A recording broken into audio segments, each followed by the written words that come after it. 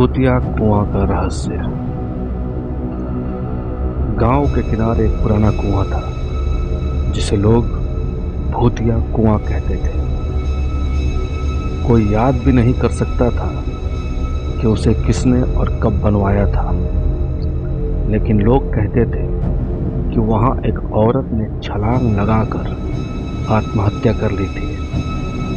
उसके बाद वहां जाने वाला हर व्यक्ति किसी न किसी अजीब बीमारी का शिकार हो जाता था।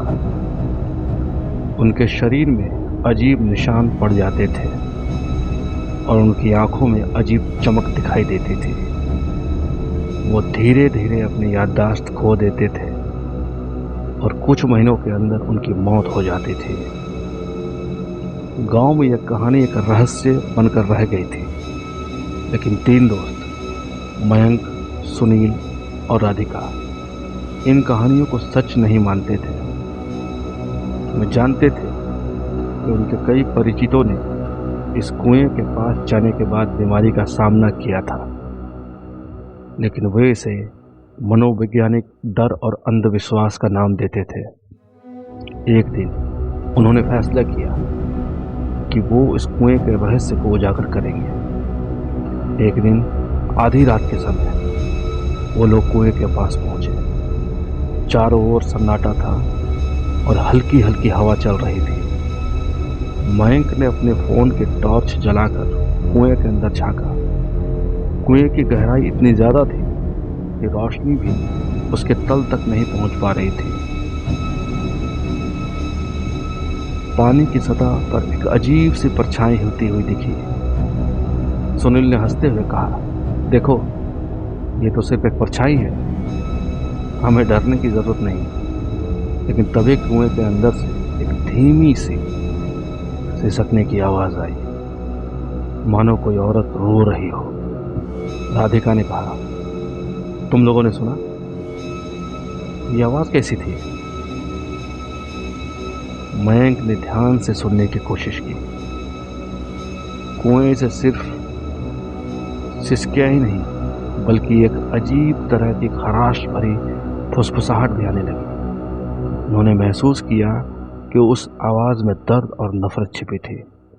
राधिका ने कहा, हमें यहां से चलना चाहिए, मुझे यह सब ठीक नहीं लग रहा। लेकिन सुनील ने उसकी बातों को नजरअंदाज करते हुए कुएं में एक पत्थर फेंक दिया।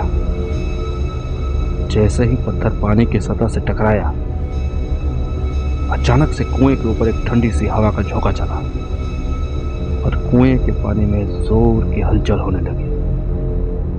एक बूढ़ी औरत की परछाई पानी की सतह पर दिखाई देने लगी। उसके चेहरे पर गहरी झुर्रियां थी और उसकी आंखें जलती हुई कोयले की तरह लाल थी। राधिका ने घबराकर मयंक और सुनील की तरफ देखा, लेकिन अचानक उसे चक्कर आने लगा। उसने अपने हाथों को देखा तो पाया कि उसकी हथेलियों पर अजीब निशान उभरने लगे थे। निशान ऐसे थे जैसे किसी जलती हुई रस्सी से उसे बांध रखा हो।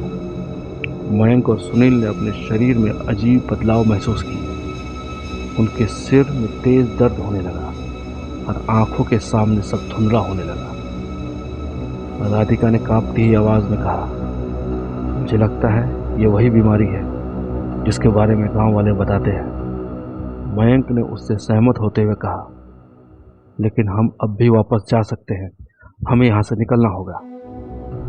लेकिन जब उन्होंने कुएं के पास से हटने की कोशिश की तो उनके पैर मानो वहीं जड़ गए हों। किसी अदृश्य शक्ति ने उन्हें जकड़ लिया था। कुएं के पानी से अब अजीब फुसफुसाहटें सुनाई देने लगी, तुम लोगों ने मेरी शांति भंग की है, अब तुम भी वही भुगतोगे जो मैंने सहा है।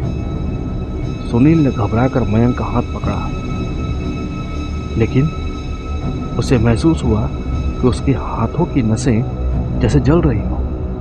उसकी आंखों से खून टपकने लगा। मयंक ने देखा कि सुनील की आंखों में सफेदी भर रही थी और उसकी त्वचा पर भी जलने के निशान उभरने लगे थे। राधिका की स्थिति और खराब हो गई। उसकी आवाज कांपते हुए निकल रही थी, मुझे कुछ याद नहीं आ रहा है, मैं कहाँ हूँ, हम यहाँ क्यों आए थे। उसका शरीर धीरे धीरे कमजोर पड़ रहा था और उसकी आंखें एक जगह ठहर गई थी, जैसे उसने अपनी आत्मा खो दी हो।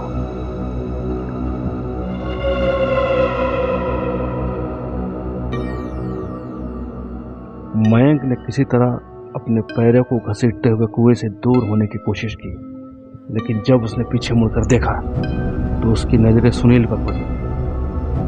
सुनील अब पानी की सतह पर अंधेरे में डूबते हुई उस औरत की छवि की तरह लग रहा था। उसकी आवाज मध्यम होती जा रही थी, मानो वह खुद कुएं का हिस्सा बन गया हो।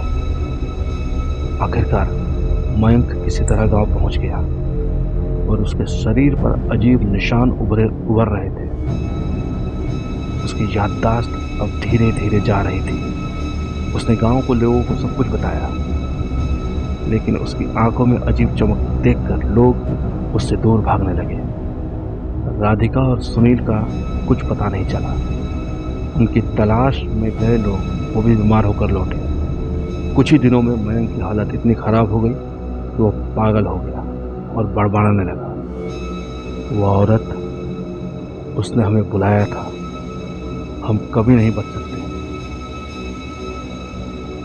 गांव के लोग अब उस कुएं के पास जाने से कतराते हैं, लेकिन कुछ लोग कहते हैं कि जब अंधेरी रात होती है तो उस कुएं से सुनील और राधिका की कराती हुई आवाज आती है और मयंक के अंतिम शब्द रह रहकर हवा में गूंजते हैं। वो औरत अभी भी यहाँ है, हमेशा के लिए। अब उस कुएं के पास से गुजरते लोग एक अजीब सी ठंडक महसूस करते हैं, और जो भी उस ठंडक को नजरअंदाज करता है वो खुद उस रहस्यमयी बीमारी का शिकार बन जाता है, जिसे न कोई समझ सका और न कोई रोक पाया।